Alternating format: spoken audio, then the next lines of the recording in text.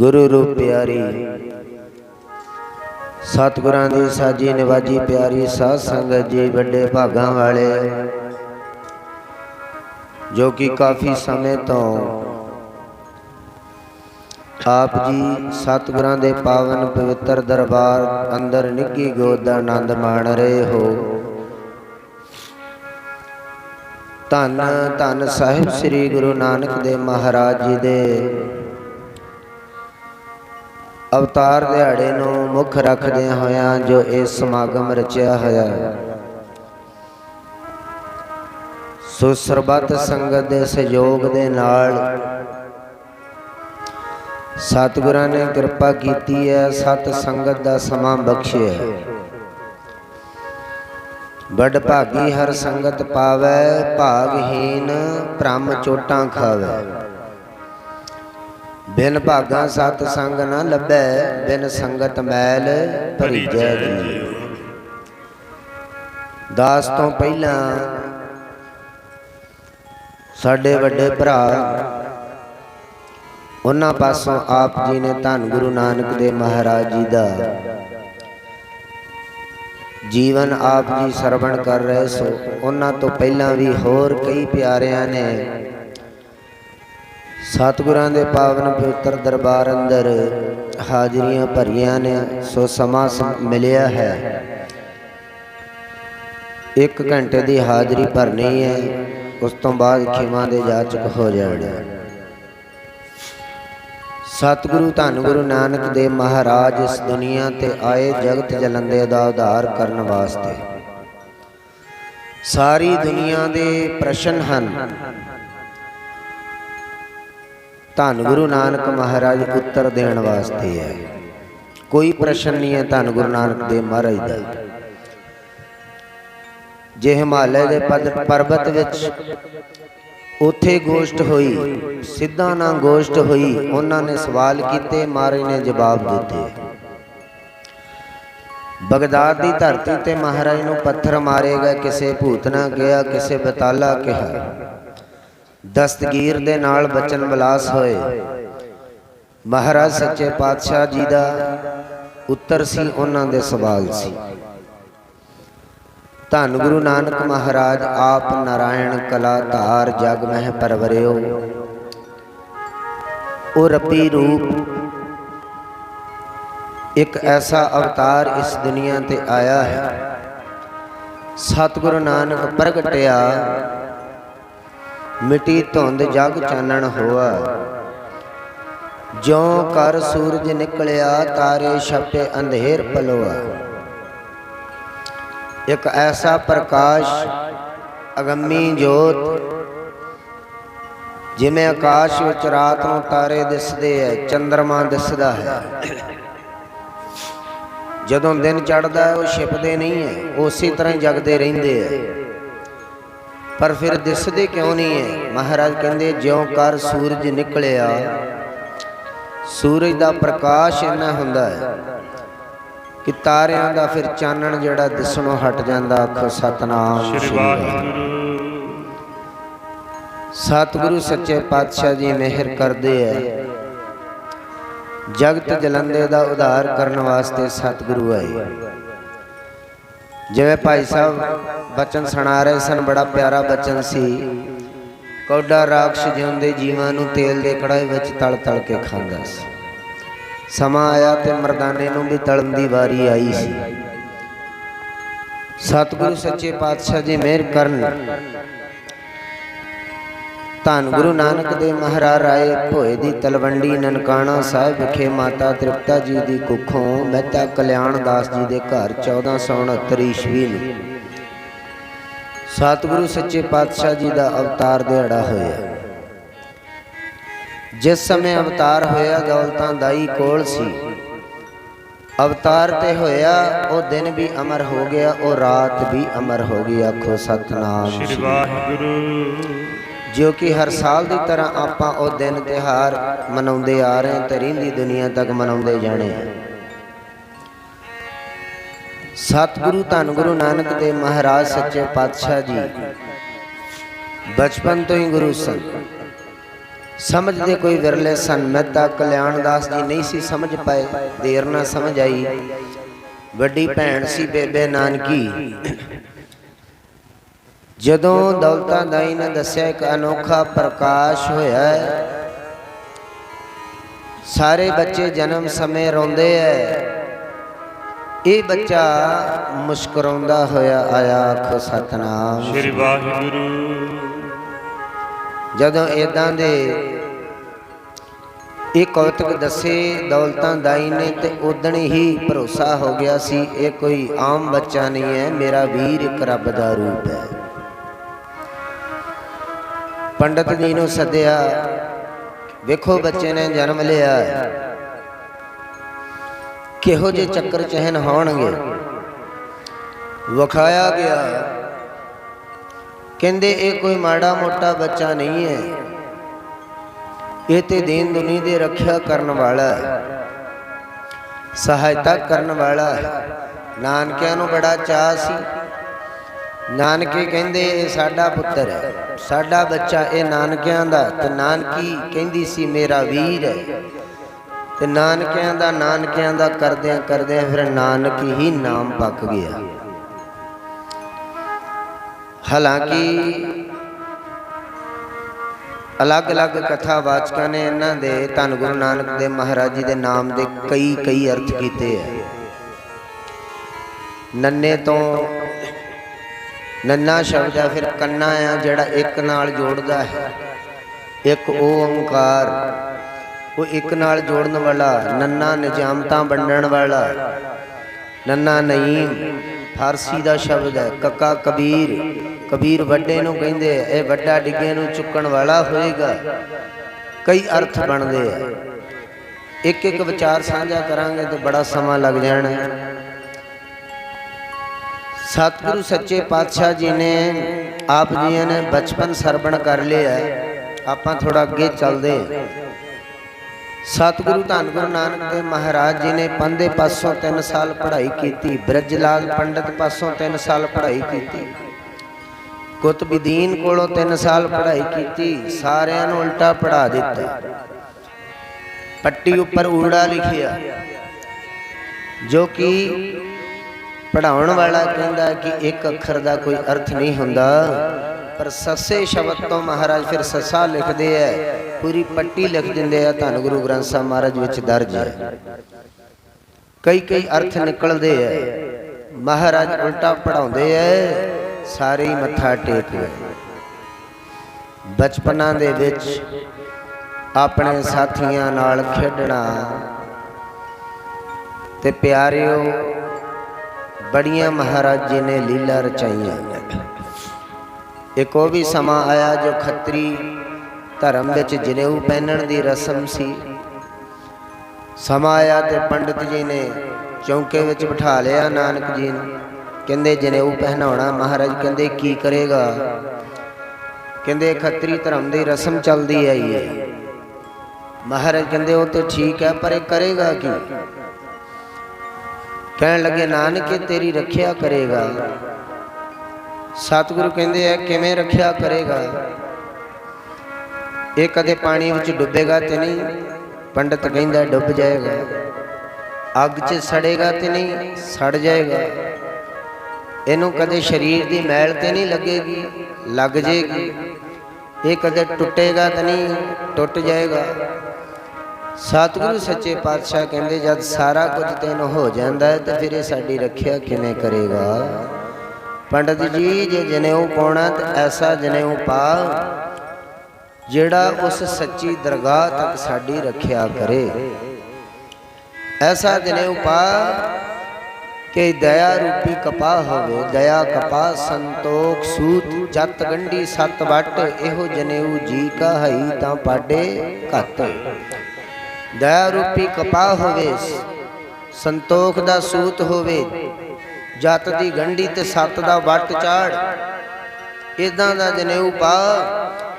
ਐਸਾ ਜਨੇਊ ਜਦੋਂ ਪਾਏਗਾ ਨਾ ਇਹੋ ਟੁੱਟੈ ਨਾ ਮਲ ਲੱਗੈ ਨਾ ਇਹੋ ਜਲੈ ਨਾ ਜਾਏ। ਧੰਨ ਸੋ ਮਾਨਸ ਨਾਨਕਾ ਜੋ ਗਲ ਚੱਲੇ। ਨਾ ਤੇ ਟੁੱਟੇਗਾ, ਨਾ ਇਹਨੂੰ ਮੈਲ ਲੱਗੇਗੀ, ਨਾ ਇਹ ਜਲੇਗਾ। ਤੇ ਜਿਹੜਾ ਮਾਨਸ ਇਹਨੂੰ ਪਾਲੇਗਾ ਉਹ ਵੀ ਧਨ ਹੋ ਜਾਏਗਾ। ਆਖੋ ਸਤਨਾਮ ਸ੍ਰੀ ਵਾਹਿਗੁਰੂ। ਉਹ ਵੀ ਧਨ ਹੋ ਜਾਏਗਾ।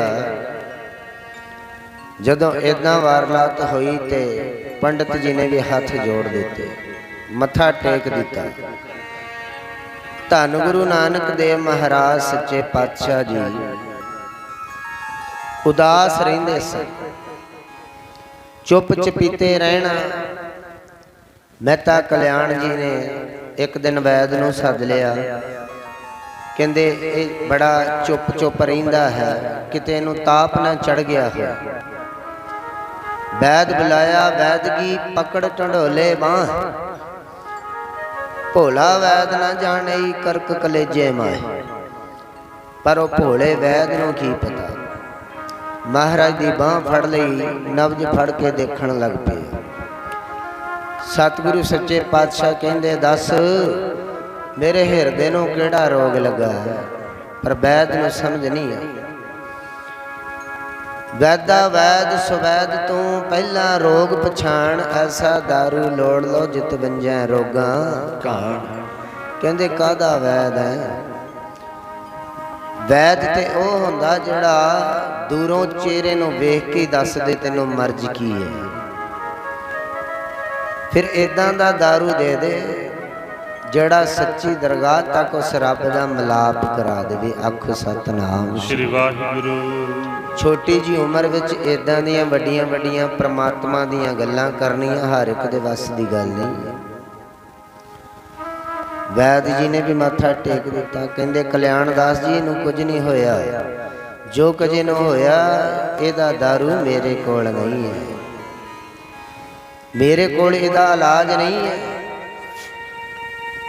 ਪਰ ਕਾਰਨ ਨਾ ਪਤਾ ਲੱਗਾ। ਕੁਝ ਸਮਾਂ ਠਹਿਰ ਕੇ ਮਹਿਤਾ ਕਲਿਆਣ ਦਾਸ ਜੀ ਨੇ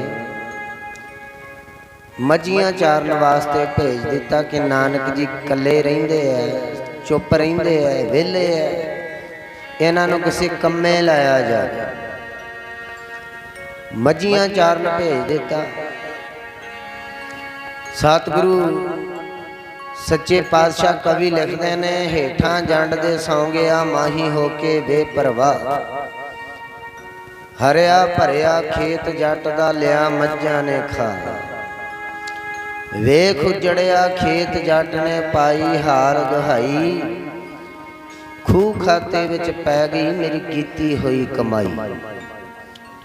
ਮੈਂ ਇੰਨਾ ਖਰਚਾ ਕਰਕੇ ਇਸ ਫਸਲ ਨੂੰ ਪਾਲਿਆ ਤੇ ਨਾਨਕ ਜੀ ਦੀਆਂ ਮੱਝੀਆਂ ਨੇ ਸਾਰਾ ਖੇਤ ਉਜਾੜ ਕੇ ਰੱਖ ਦਿੱਤਾ। ਰਾਏ ਬਲਾਰ ਕੋਲ ਸ਼ਿਕਾਇਤ ਲਾ ਦਿੱਤੀ। ਸ਼ਿਕਾਇਤ ਲਾਈ, ਉਹ ਘੋੜੇ ਤੇ ਸਵਾਰ ਹੋ ਕੇ ਕੁਝ ਨਾਲ ਫੌਜਾਂ ਨੂੰ ਲੈ ਕਰਕੇ ਸਤਿਗੁਰੂ ਜੀ ਵੱਲ ਆ ਗਿਆ। ਜਦ ਆ ਕੇ ਦੇਖਿਆ ਕਿ ਧੰਨ ਗੁਰੂ ਨਾਨਕ ਦੇਵ ਮਹਾਰਾਜ ਆਰਾਮ ਕਰ ਰਹੇ ਨੇ ਤੇ ਮੁਖੜੇ ਉੱਤੇ ਧੁੱਪ ਹੈ ਤੇ ਚਿੱਟੇ ਸਰਪ ਨੇ ਛਾਂ ਕੀਤੀ। ਆਖੋ ਸਤਨਾਮ ਸ੍ਰੀ ਵਾਹਿਗੁਰੂ। ਇਹ ਕੌਤਕ ਵੇਖਿਆ, ਬੜਾ ਹੈਰਾਨ ਹੋਇਆ। ਹੱਥ ਜੋੜ ਕੇ ਬੇਨਤੀ ਕੀਤੀ, ਸਤਿਗੁਰੂ ਸੱਚੇ ਪਾਤਸ਼ਾਹ ਅੱਗੇ ਮਹਾਰਾਜ ਆਪ ਜੀ ਆਰਾਮ ਕਰਦੇ ਹੋ ਤੇ ਇਸ ਜੱਟ ਦਾ ਖੇਤ ਮੱਝੀਆਂ ਨੇ ਸਾਰਾ ਚਰ ਲਿਆ, ਸਾਰਾ ਖੇਤ ਉਜਾੜ ਕੇ ਰੱਖ ਦਿੱਤਾ। ਮੇਰੇ ਮਾਲਕ ਸਤਿਗੁਰੂ ਸੱਚੇ ਪਾਤਸ਼ਾਹ ਕਹਿੰਦੇ ਐ,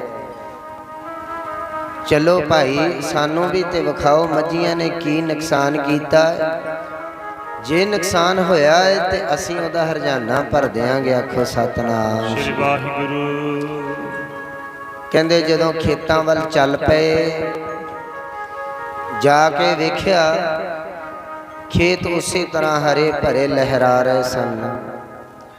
ਬੜੇ ਹੈਰਾਨ ਹੋਏ ਕਿ ਤੂੰ ਤੇ ਕਹਿੰਦਾ ਸੀ ਕਿ ਸਾਰਾ ਖੇਤ ਮੇਰਾ ਉਜਾੜ ਦਿੱਤਾ, ਖੇਤ ਤੇ ਉਸੇ ਤਰ੍ਹਾਂ ਹਰਿਆ ਭਰਿਆ। ਅਲਮੇ ਘਰ ਪਹੁੰਚਦੇ ਮਹਿਤਾ ਕਲਿਆਣ ਜੀ ਦੇ ਕੋਲ ਤੇ ਇਸ ਕੰਮ ਪਾਸੋਂ ਵੀ ਨਾਨਕ ਜੀ ਨੂੰ ਹਟਾ ਲਿਆ ਗਿਆ। ਕੁਝ ਸਮਾਂ ਲੰਘਿਆ, ਕਹਿੰਦੇ ਇਹਨਾਂ ਨੂੰ ਵਪਾਰ ਕਰਨ ਵਾਸਤੇ ਭੇਜਦੇ। 20 ਰੁਪਏ ਦੇ ਦਿੱਤੇ, ਨਾਲ ਬਾਲੇ ਨੂੰ ਭੇਜ ਦਿੱਤਾ, ਜਾਓ ਸ਼ਹਿਰ ਜਾਓ, ਸਸਤਾ ਮਾਲ ਖਰੀਦ ਕੇ ਮਹਿੰਗਾ ਵੇਚ ਕੇ ਕਮਾਈ ਕਰਕੇ ਕੁਝ ਪੈਸੇ ਵੱਟ ਕੇ ਲਿਆ। ਕਹਿੰਦੇ ਜਦੋਂ ਧੰਨ ਗੁਰੂ ਨਾਨਕ ਦੇਵ ਮਹਾਰਾਜ ਸੱਚੇ ਪਾਤਸ਼ਾਹ ਜੀ ਗਏ, ਚਲਦਿਆਂ ਚਲਦਿਆਂ ਰਸਤੇ ਦੇ ਵਿੱਚ ਕੁਝ ਸਾਧੂਆਂ ਦੀ ਮੰਡਲੀ ਮਿਲ ਗਈ, ਜਿਨ੍ਹਾਂ ਦੇ ਤਨ ਉੱਪਰ ਕੱਪੜੇ ਵੀ ਨਹੀਂ ਸਨ ਤੇ ਬੰਦਗੀ ਵਾਲੀਆਂ ਰੂਹਾਂ ਸਨ। ਧੰਨ ਗੁਰੂ ਨਾਨਕ ਦੇਵ ਮਹਾਰਾਜ ਜੀ ਨੇ ਜਦੋਂ ਵੇਖਿਆ ਤੇ ਉਹਨਾਂ ਦੇ ਮੁਖੀ ਨੂੰ ਮਿਲੇ, ਮਿਲ ਕਰਕੇ ਕਹਿੰਦੇ ਸਾਡੇ ਕੋਲੋਂ ਕੁਝ ਮਾਇਆ ਲੈ ਲਓ ਤੇ ਵਸਤਰ ਲੈ ਲਵੋ। ਉਹ ਸਾਧੂ ਕਹਿਣ ਲੱਗੇ ਅਸੀਂ ਤੇ ਮਾਇਆ ਨੂੰ ਹੱਥ ਨਹੀਂ ਲਾਉਂਦੇ, ਤੇ ਜਿਹੜੇ ਰੱਬ ਦੇ ਪਰਮਾਤਮਾ ਦੇ ਨਾਮ ਵਿੱਚ ਰੰਗੇ ਹੋਣ ਉਹਨਾਂ ਨੂੰ ਵਸਤਰਾਂ ਦੀ ਕੋਈ ਲੋੜ ਨਹੀਂ ਹੈ, ਸਾਨੂੰ ਕਿਸੇ ਚੀਜ਼ ਦੀ ਲੋੜ ਨਹੀਂ। ਮਹਾਰਾਜ ਕਹਿੰਦੇ ਹੋਰ ਕੋਈ ਸੇਵਾ ਹੀ ਕਰਨੀ ਹੈ ਤਾਂ ਸਾਨੂੰ ਪ੍ਰਸ਼ਾਦੇ ਦੀ ਸੇਵਾ ਕਰ ਦਿਓ, ਜਲ ਪਾਣੀ ਛਕਾ ਦਿਓ। ਕਹਿੰਦੇ ਉਸ ਸਮੇਂ ਧੰਨ ਗੁਰੂ ਨਾਨਕ ਦੇਵ ਮਹਾਰਾਜ ਜੀ ਨੇ ਦਿੱਤੀ ਹੋਈ ਮਾਇਆ ਦੀਆਂ ਰਸਤਾਂ ਵਸਤਾਂ ਲਿਆਂਦੀਆਂ, ਕੁਝ ਵਸਤਰ ਵੀ ਲਿਆਂਦੇ, ਹਲਵਾਈ ਸੱਦ ਕਰਕੇ ਪਕਵਾਨ ਤਿਆਰ ਕੀਤੇ, ਵਸਤਰ ਭੇਟ ਕੀਤੇ, ਭੁੱਖੇ ਸਾਧੂਆਂ ਨੂੰ ਲੰਗਰ ਛਕਾਇਆ। ਤੇ ਜਦੋਂ ਲੰਗਰ ਛਕਾ ਕਰਕੇ ਸ਼ਾਮਾਂ ਢਲ ਗਈਆਂ, ਵਾਪਸ ਹੁਣ ਘਰ ਨੂੰ ਮੁੜ ਪਏ। ਬਾਲੇ ਨੂੰ ਕਹਿੰਦੇ ਬਾਲਿਆ ਅੱਜ ਵਰਗੀ ਕਮਾਈ ਕਦੇ ਵੀ ਨਹੀਂ ਹੋਣੀ, ਆਖੋ ਸਤਨਾਮ ਸ਼੍ਰੀ ਵਾਹਿਗੁਰੂ।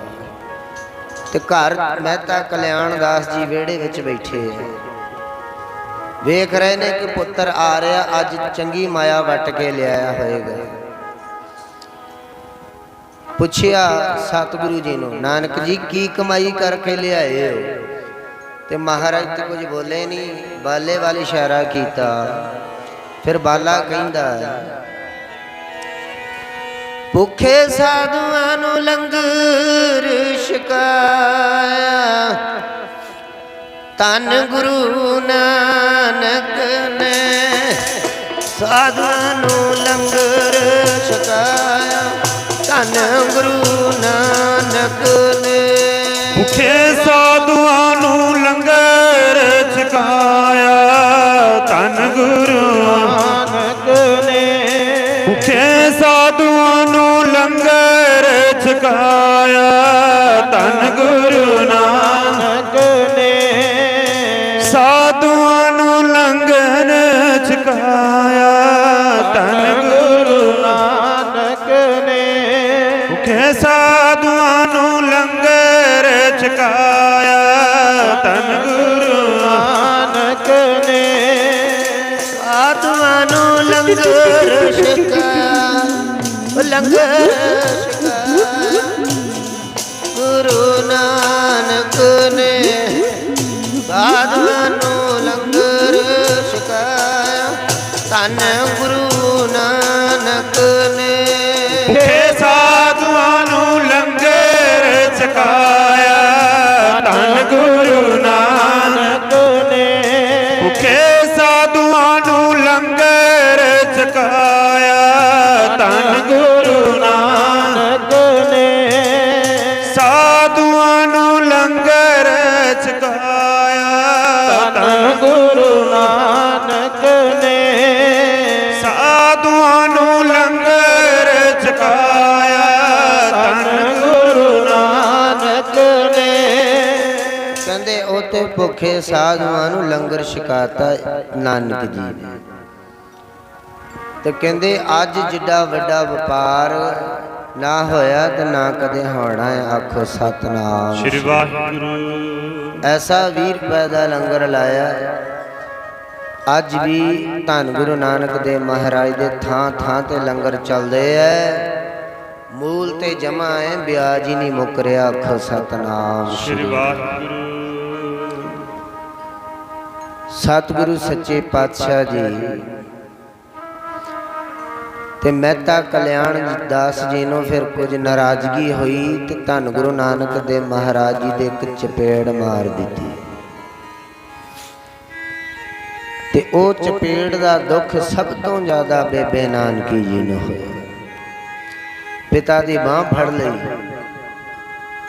ਮੇਰਾ ਵੀਰ ਇੱਕ ਰੱਬ ਦਾ ਰੂਪ ਹੈ, ਨੂਰਾਨੀ ਰੂਪ ਹੈ,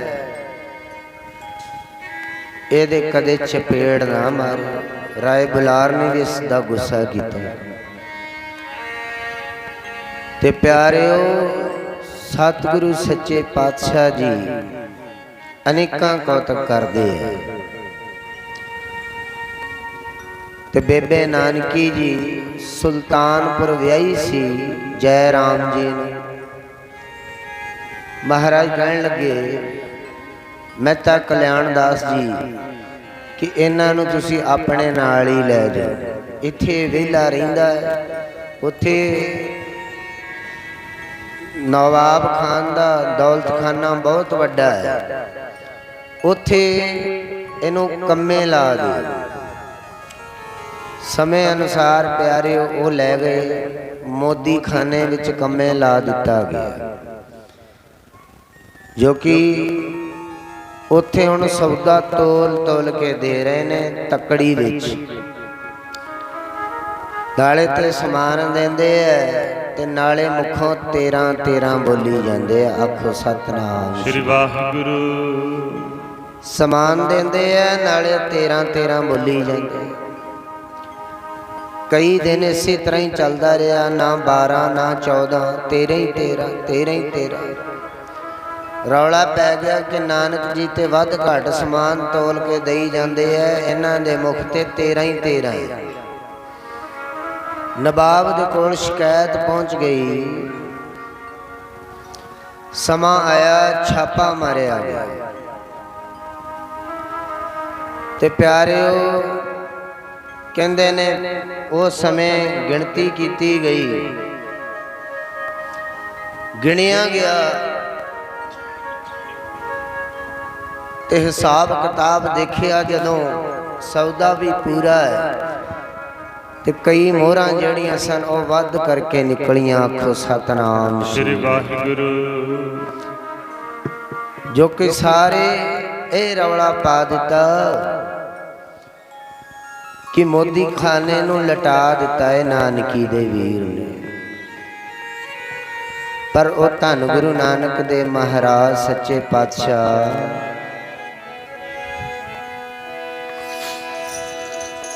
ਮੋਦੀ ਖਾਨੇ ਬੈਠਾ 13 ਤੋਲਦਾ, ਨਾਨਕੀ ਦਾ ਵੀਰ ਸੰਗਤ ਖਾਨੇ ਬੈਠਾ 13 ਤੋਲਦਾ, ਨਾਨਕੀ ਦਾ ਵੀਰ ਸੰਗਤ। ਮੋਦੀ ਖਾਨੇ ਬੈਠਾ 13 ਤੋਲਦਾ, ਨਾਨਕੀ ਦਾ ਵੀਰ ਸੰਗਤ। ਮੋਦੀ ਖਾਨੇ ਬੈਠਾ 13 ਤੋਲਦਾ, ਨਾਨਕੀ ਦਾ ਵੀਰ ਸੰਗਤ। ਮੋਦੀ ਖਾਨੇ ਬੈਠਾ 13 ਤੋਲਦਾ, ਨਾਨਕੀ ਦਾ ਵੀਰ ਸੰਗਤ। ਮੋਦੀ ਖਾਨੇ ਬੈਠਾ 13 ਤੋਲਦਾ, ਨਾਨਕੀ ਦਾ ਵੀਰ ਸੰਗਤ।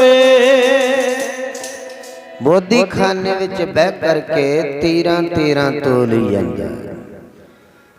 ਜਦੋਂ ਛਾਪਾ ਪੈ ਗਿਆ, ਗਿਣਤੀ ਹੋਈ ਤੇ ਮੋਹਰਾਂ ਵੱਧ ਨਿਕਲੀਆਂ, ਉਹ ਵੀ ਕੰਮ ਤਿਆਗ ਦਿੱਤਾ। ਤੇ ਪਿਆਰਿਓ ਸਤਿਗੁਰੂ ਧੰਨ ਗੁਰੂ ਨਾਨਕ ਦੇਵ ਮਹਾਰਾਜ ਜੀ ਸੰਤ ਮਸਕੀਨ ਜੀ ਕਹਿੰਦੇ ਆ ਨਾ ਕਿ ਪਰਮਾਤਮਾ ਜਿਹੜਾ ਹੈ ਬੰਦੇ ਦੇ ਰੋਮ ਵਿੱਚ ਹੈ, ਜਰਰੇ ਵਿੱਚ ਹੈ, ਪਰ ਦੋ ਜਗ੍ਹਾ ਨਹੀਂ ਵਸਦਾ। ਧਿਆਨ ਦੇਣਾ, ਕਹਿੰਦੇ ਉਹ ਦੋ ਜਗ੍ਹਾ ਨਹੀਂ ਵਸਦਾ। ਉਹ ਕਿਹੜੀਆਂ ਜਗ੍ਹਾਵਾਂ ਨੇ ਜਿੱਥੇ ਪਰਮਾਤਮਾ ਨਹੀਂ ਹੈ? ਕਹਿੰਦੇ ਇੱਕ ਤੇ ਸਮਝ ਵਿੱਚ ਨਹੀਂ ਵਸਦਾ ਪਰਮਾਤਮਾ, ਦੂਸਰਾ ਚੇਤੇ ਵਿੱਚ ਨਹੀਂ ਵਸਦਾ ਪਰਮਾਤਮਾ। ਆਖੋ ਸਤਨਾਮ ਸ੍ਰੀ ਵਾਹਿਗੁਰੂ। जे समझ आ गया तो समझ लो ब्रह्म ज्ञान की अवस्था प्राप्त हो गई। समझने ते औखा है। इसी तरह धन गुरु नानक देव महाराज जी नूं समझना ही औखा सी। दूजा चेते विच रब नहीं आउंदा। ऐ उपरों उपरों तो सारी दुनिया याद करती है, इनू चेता करना नहीं कहते। जिन्हें हिरदे दे विच रब वसा लिया, अठे पैर फिर सुते पे भी रब का नाम चलता है, उहदे चेते विच हुंदा है। ऐसे लक्षण कोई विरले दे अंदर हुंदे आ, सारे अंदर नहीं। धन गुरु तेग बहादुर महाराज कहते ने, कोटन मैं नानक को नारायण जिह चीत। कहते एक धानी करोड़ां दे विचों कोई एक है जिहदे चेते विच नारायण वसिया। सतगुरु सच्चे पातशाह जी का आप जी बचपन सरवण करते हो, पहला प्रचारकों तो भी करते आ रहे हो, क्योंकि समा ही उन्ना क हुंदा, फिर बचपन में ही समा लंघ जाता, अगे जा ही नहीं पाईदा। इतिहास सतगुरां दा बहुत वड्डा है। पहली उदासी है, दूजी तीजी चौथी है, सतगुरां दा ब्याह। सतगुरां दे इतिहास कदे संपूर्ण नहीं होंदे। ये अगाध बोध है। समुंदर की कोई गहराई नहीं अज तक नाप पाया कितना को डूंगा होंदा। ये उस तरह ये सागर है, सागर की गहराई नहीं पता। सतगुरु सच्चे पातशाह जी मेहर करके धन गुरु नानक देव महाराज सच्चे पातशाह मरदाने का संग हुंदा है। जिहदी मां मरदाने नूं मर जाना कह के बुलाउंदी है। महाराज ने सुनिया, महाराज कहते मर जाना क्यों कहती है? कहती बाबा इतों पहला 5 पुत्र होए है, जद इस उम्र में आउंदे मर जाते। मैनू पता बचना तो इन्ने भी नहीं है, इसे करके ना ही मर जाना रख दिता। सो सतगुरु सच्चे पातशाह सहज सुभाए बोलते हैं, कहते मरदा ना हुण नहीं मरदा है। ते प्यारिओ वो जिहड़ा उस उम्र विच आके मरण की प्रथा चल रही सी, फिर वो खत्म हो गई। मरना तो सारे, पर धन गुरु नानक देव महाराज जी के चरणों में ही प्राण त्यागे सी मरदाना जी ने। मरदाना जी धन गुरु नानक देव महाराज तो वड्डे सन। पहला रबाब नगर विच वजाउंदा सी मरदाना, ते गीत गाउंदा सी, ते मंग मंग के लियाउंदा सी। जदों संग हो गया धन गुरु नानक देव महाराज जी का, फिर गाउण का तरीका बदल गया, रबाब बजाउण का तरीका बदल गया। सतगुरु सच्चे पातशाह जगत जलंदे का उद्धार करते हैं मेरे मालक। दीन दुनी दे मालक दुनिया का उद्धार करते जा रहे हैं। तो मरदाना कहता सच्चे पातशाह मैनू तो भुख लगी है, महाराज मैनू भुख लगी है। महाराज अक दे वल वेख के कहते हैं आ इनू फल लगे है छोटे छोटे छक ले।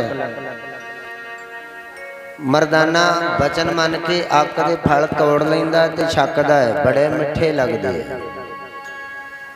सोचिया की पता रस्ते विच किन्ना क लंबा पैंडा होएगा, चलदिआं नूं फिर भुख लग जानी है, कुछ तोड़ के जेब विच भी पा लैंदा। कहते थोड़े जे तोड़ के जेब विच पा लै, अगे जावांगा जिथे भुख लगेगी छक लवांगा। कहते समा लंघदा गया, फिर भुख लग गई, पर हुण सतगुरां तो चोरी थोड़ा जिहा पिछे हो के ਉਹ फलों ਨੂੰ मूँह ਦੇ ਵਿੱਚ ਪਾਇਆ। ਜਿਉਂ ਹੀ मूँह ਵਿੱਚ ਪਾਇਆ ਉਹ फल ਇਉਂ ਕੌੜੇ ਸਨ ਜਿਵੇਂ ਜ਼ਹਿਰ ਵਰਗੇ ਕੌੜੇ ਹੁੰਦੇ ਆ।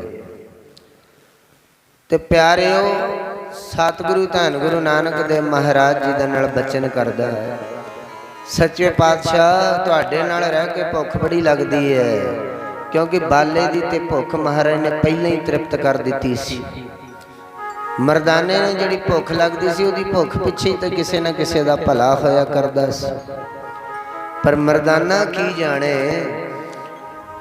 महाराज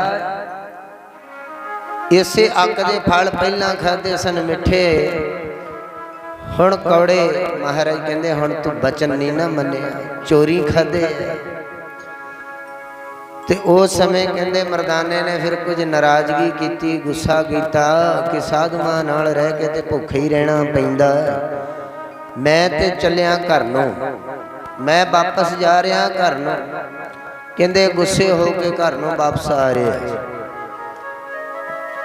ਰਸਤੇ ਵਿੱਚ ਫਿਰ ਕੌਡੇ ਰਾਖਸ਼ ਨੇ ਘੇਰ ਲਿਆ, ਜਿਹਦੇ ਵੱਡੇ ਵੱਡੇ ਦੰਦ ਸਨ, ਵੱਡਾ ਸਾਰਾ ਸਰੀਰ ਸੀ, ਜਿਹੜਾ ਜਿਉਂਦੇ ਜੀਵਾਂ ਨੂੰ ਤੇਲ ਦੇ ਕੜਾਹੇ ਵਿੱਚ ਤਲ ਤਲ ਕੇ ਖਾਂਦਾ ਸੀ।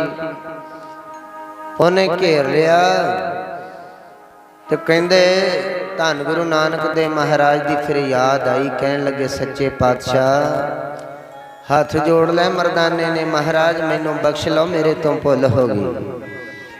ਆ ਕੌਡੇ ਰਾਖਸ਼ ਨੇ ਮੈਨੂੰ ਖਾ ਜਾਣਾ ਹੈ, ਕਿਰਪਾ ਕਰੋ ਜਿਵੇਂ ਮਰਜ਼ੀ ਮੇਰੀ ਰੱਖਿਆ ਕਰੋ। ਪਰਚਾ ਪੈ ਗਿਆ। ਸਤਿਗੁਰੂ ਬਾਲੇ ਨੂੰ ਕਹਿੰਦੇ ਬਾਲਿਆ ਆਪਣਾ ਸਿੱਖ ਸੰਕਟ ਵਿੱਚ ਫਸ ਗਿਆ, ਉਹ ਮੁਸ਼ਕਲ ਵਿੱਚ ਫਸ ਗਿਆ, ਚੱਲ ਉਹਨੂੰ ਬਚਾਈਏ। ਕਹਿੰਦਾ ਮਹਾਰਾਜ ਰਹਿਣ ਦਿਓ। ਉਹ ਗੁੱਸੇ ਹੋ ਕੇ ਗਿਆ, ਨਾਰਾਜ਼ ਹੋ ਕੇ ਗਿਆ। ਕਹਿੰਦੇ ਨਹੀਂ ਇਹ ਗੁਰੂ ਦਾ ਧਰਮ ਨਹੀਂ ਹੈ। ਗੁਰੂ ਇੱਕ ਵਾਰ ਬਾਂਹ ਫੜ ਲੈਂਦਾ ਫਿਰ ਉਹ ਕਦੇ ਛੱਡਦਾ ਨਹੀਂ ਹੈ। ਧੋਖਾ ਕਰਨਾ ਛੱਡ ਜਾਣਾ ਤੇ ਆਮ ਮਨੁੱਖਾਂ ਦਾ ਕੰਮ ਹੈ, ਗੁਰੂ ਦਾ ਕੰਮ ਨਹੀਂ ਹੈ। ਸਤਿਗੁਰੂ ਸੱਚੇ ਪਾਤਸ਼ਾਹ ਜੀ ਨੇ ਨੇਤਰ ਬੰਦ ਕੀਤੇ, ਕੌਡੇ ਰਾਖਸ਼ ਦੇ ਕੋਲ ਆ ਗਏ, ਜਿੱਥੇ ਜਿਉਂਦੇ ਜੀਵਾਂ ਨੂੰ ਤੇਲ ਦੇ ਕੜਾਹੇ 'ਚ ਤਲ ਕੇ ਖਾਂਦਾ ਸੀ। ਮਰਦਾਨੇ ਨੂੰ ਵੀ ਲੱਗੇ ਪਾਉਣ। ਮਹਾਰਾਜ ਨੇ ਤਪਦੇ ਕੜਾਹੇ ਵੱਲ ਮਿਹਰ ਦੀ ਨਿਗਾਹ ਨਾਲ ਤੱਕਿਆ, ਤਪ ਰਿਹਾ ਕੜਾਹਾ ਵੀ ਠੰਡਾ ਹੋ ਗਿਆ। ਆਖੋ ਸਤਨਾਮ ਸ੍ਰੀ ਵਾਹਿਗੁਰੂ।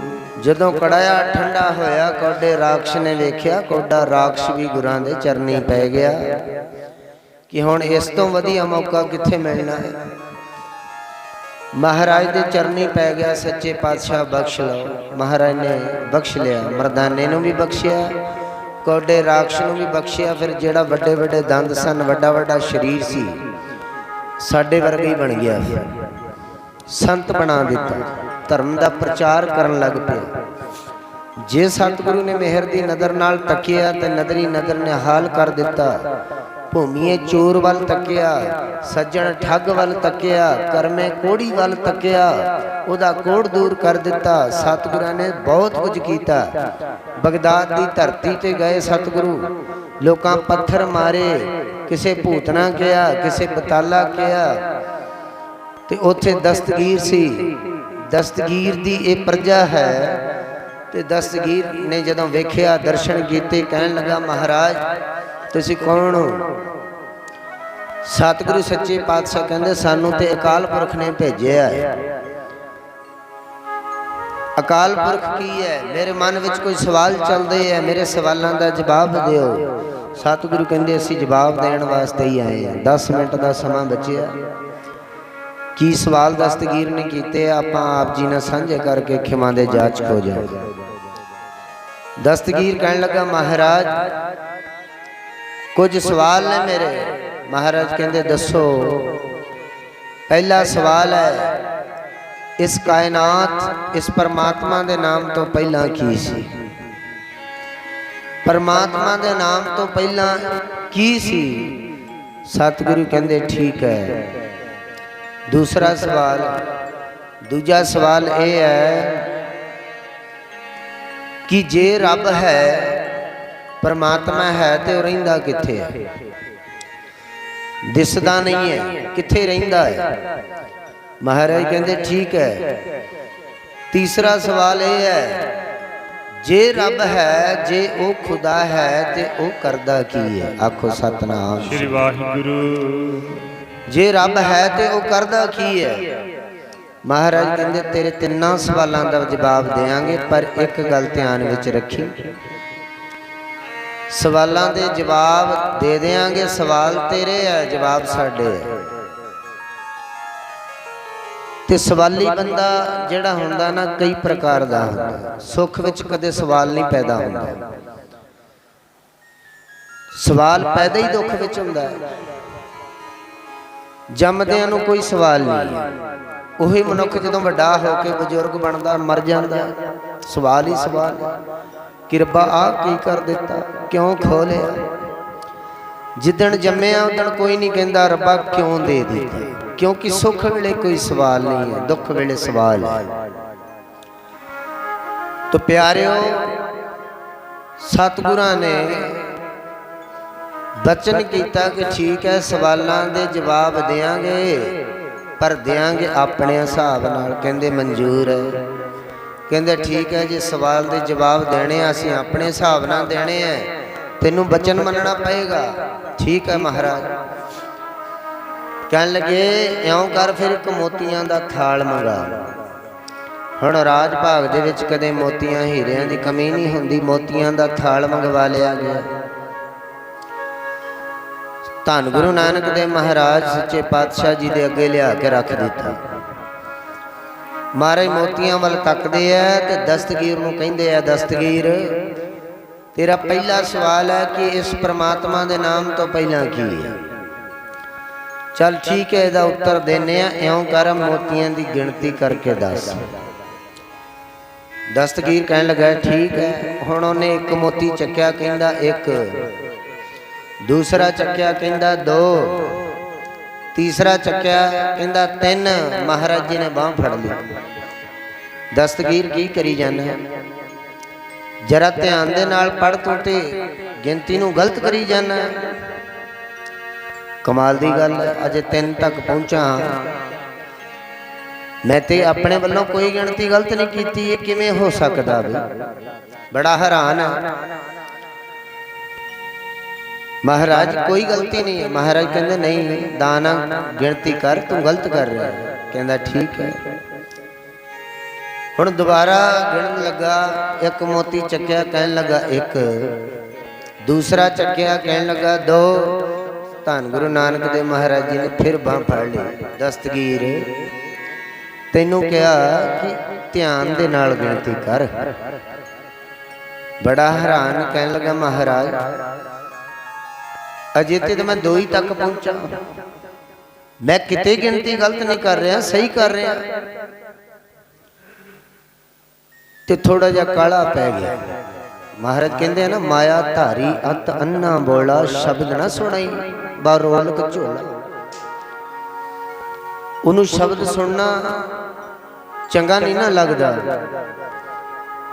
ते प्यारिओ, काला जा पै गया। कहन लगा महाराज तुहाडा किदां दा सवाल? सतगुरु कहंदे दान दे नाल पढ़, देख के पढ़। कहन लगा ठीक है, मैं वेख के पढ़ांगा। हुण इउं करियो, जदों गलत करां उत्थे ही बांह फड़ लिओ, अगे वधण ना दिओ। महाराज कहंदे ठीक है। हुण पहला मोती चक्या, कहन लगा एक, सतगुरां ने उत्थे ही फड़ लिया। कहंदे इत्थे ही गलत करी जाना। आखो सतनाम श्री वाहिगुरू। कहंदे इत्थे ही गलत करी जाना। धन गुरु नानक देव महाराज कहंदे इत्थे ही गलत करी जाना है।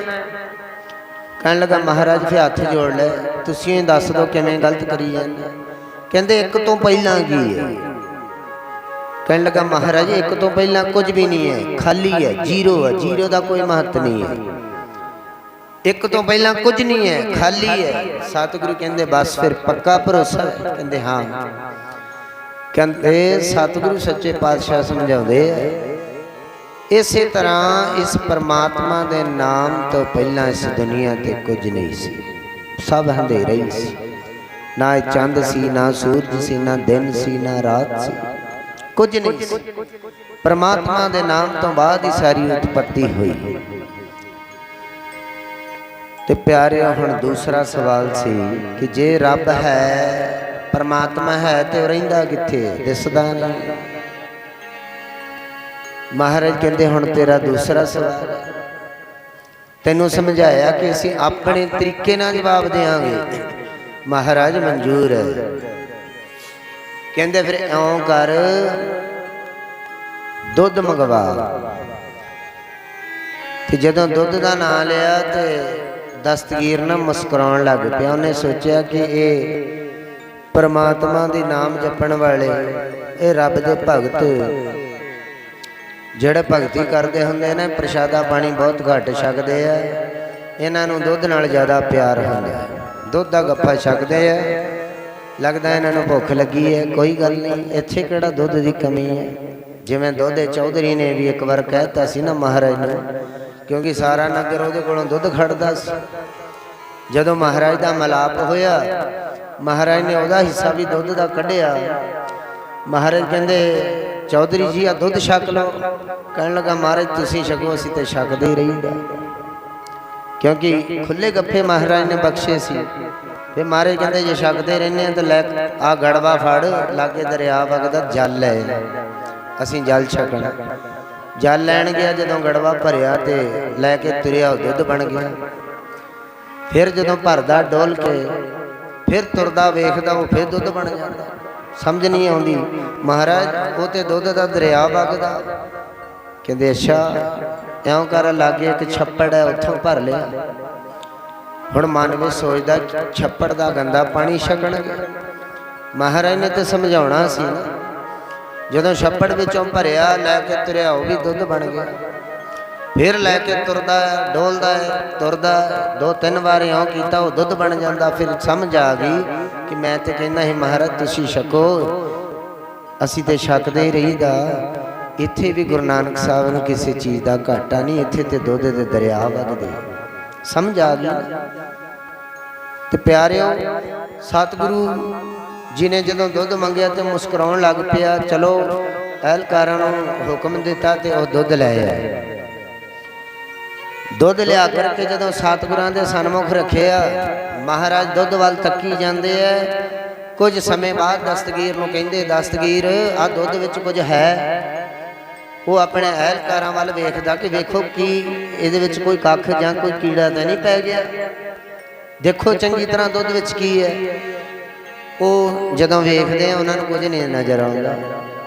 महाराज वो पिछे हट गए, कहते कुछ नहीं इहदे विच। सतगुरु कहते नहीं दस्तगीर सानू लगदा दुध विच कुछ है। दस्तगीर ने सोचा चेलियां ते की भरोसा करना, अहलकारां ते की भरोसा करना, मैं आप देख लेना। कहते दस्तगीर अगे होया, उन्हें जदों आप वेखिया तो उन्होंने भी कुछ नहीं नज़र आया। कहने लगा नहीं महाराज हाथ जोड़ ले, दुध विच कुछ नहीं है महाराज, साफ है। कहते नहीं दस्तगीर दुध विच कुछ है। कहते महाराज जी कुछ है तो आप ही दसना करो दुध विच की है। महाराज कहते इस दुध विच सानू घ्यो नजर आउंदा है। आखो सतनाम श्री वाहिगुरु।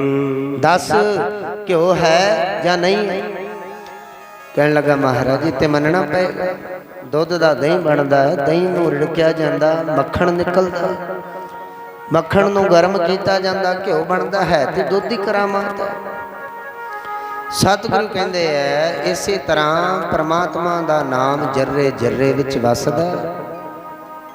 परमात्मा है जिवें दुध विच घ्यो है पर दिसदा नहीं ना, इसी तरह वो नज़र नहीं आता, जर्रे जर्रे विच वासा है उहदा।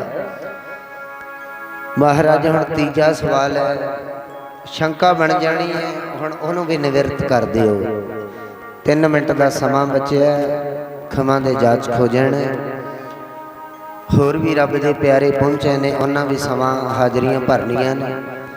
सो प्यारिओ तीजा सवाल किया कि जे परमात्मा है तो करदा की है।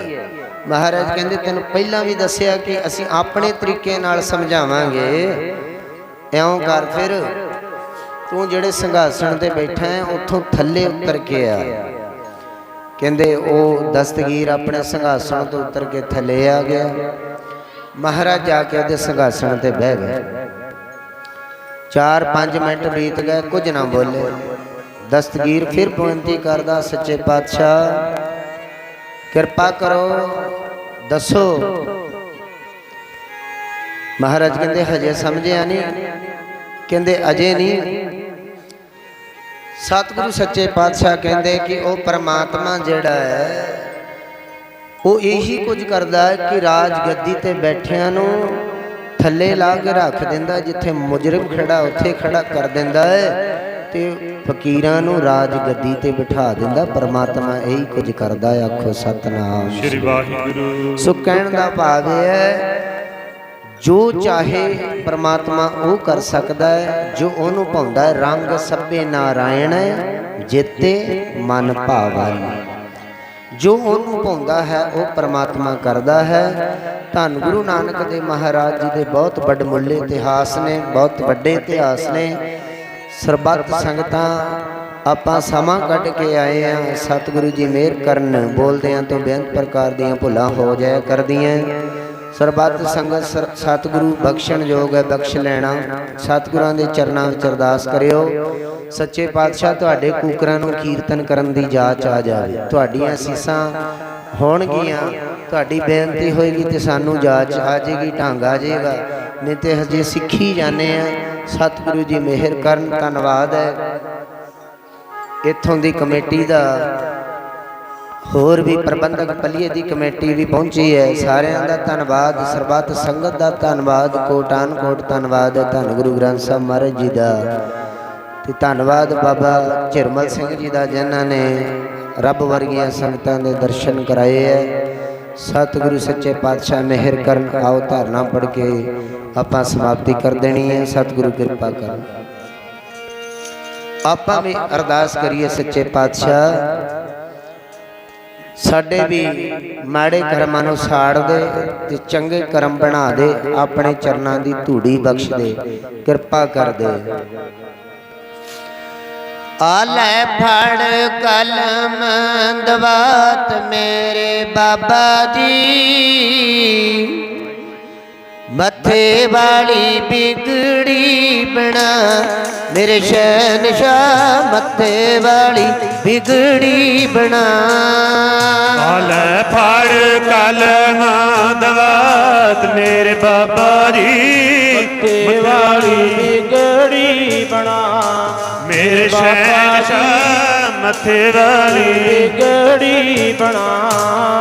ਆ ਲੈ ਫੜ ਕਲਮ ਦਵਾਤ ਮੇਰੇ ਬਾਬਾ ਜੀ, ਮੱਥੇ ਵਾਲੀ ਬਿਗੜੀ ਬਣਾ ਮੇਰੇ ਬਾਬਾ ਜੀ, ਮੱਥੇ ਵਾਲੀ ਬਿਗੜੀ ਬਣਾ।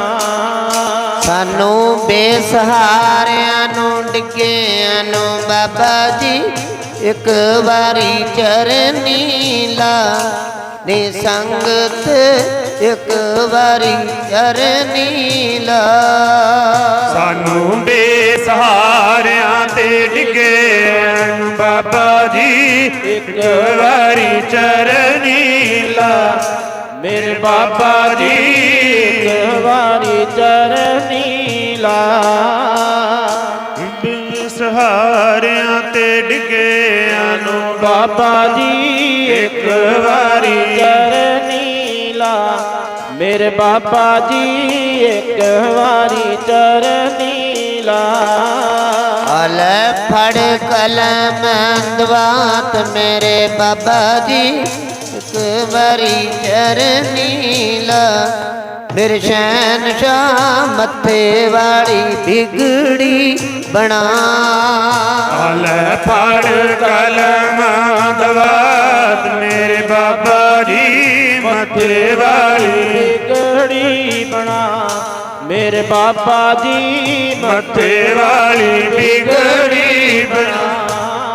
ਆ ਲੈ ਫੜ ਕਲਮ ਦਵਾਤ ਮੇਰੇ ਬਾਬਾ ਜੀ, ਮੱਥੇ ਵਾਲੀ ਬਿਗੜੀ ਬਣਾ ਮੇਰੇ ਬਾਬਾ ਜੀ, ਮੱਥੇ ਵਾਲੀ ਬਿਗੜੀ ਬਣਾ। ਸਤਿਗੁਰੂ ਸੱਚੇ ਪਾਤਸ਼ਾਹ ਜੀ ਸਾਡੇ ਵੀ ਕਰਮ ਚੰਗੇ ਕਰਦੇ, ਇਸੇ ਤਰ੍ਹਾਂ ਤੇਰੇ ਹੀ ਗੁਣ ਗਾਉਂਦੇ ਰਹੀਏ। ਸੋ ਸਮਾਂ ਸਮਾਪਤ ਹੈ। ਇੱਕ ਅੱਧਾ ਮਿੰਟ ਵੱਧ ਲੱਗ ਗਿਆ ਹੋਵੇ ਤੇ ਮਾਫੀ ਚਾਹੁੰਦੇ ਆ। ਸਰਬੱਤ ਸੰਗਤ ਬਖਸ਼ਣ ਯੋਗ ਹੈ, ਬਖਸ਼ ਦੇਣਾ। ਸਤਿਗੁਰੂ ਜੀ ਕਿਰਪਾ ਕਰਨ। ਆਓ ਰਸਨਾ ਨੂੰ ਕਰੋ ਪਵਿੱਤਰ, ਸਾਰੇ ਗੱਜ ਵੱਜ ਕੇ ਬੁਲਾਓ। ਵਾਹਿਗੁਰੂ ਜੀ ਕਾ ਖਾਲਸਾ, ਵਾਹਿਗੁਰੂ ਜੀ ਕੀ ਫਤਿਹ। ਬਹੁਤ ਬਹੁਤ ਧੰਨਵਾਦ ਸਾਡੇ ਵੱਡੇ ਭਾਈ ਸਾਹਿਬ ਭਾਈ ਤਲਵਿੰਦਰ ਸਿੰਘ ਜੀ ਭੀਰਾ ਕਲਾਂ ਤੋਂ, ਜੋ ਆਪ ਜੀ ਨੂੰ ਧਾਰਨਾ ਰਾਹੀਂ ਸ਼ਬਦ ਕੀਰਤਨ ਦੇ ਨਾਲ ਗੁਰੂ ਕੇ ਬਚਨ ਸੁਣਾ ਕੇ ਨਿਹਾਲ ਕਰ ਰਹੇ ਸਨ।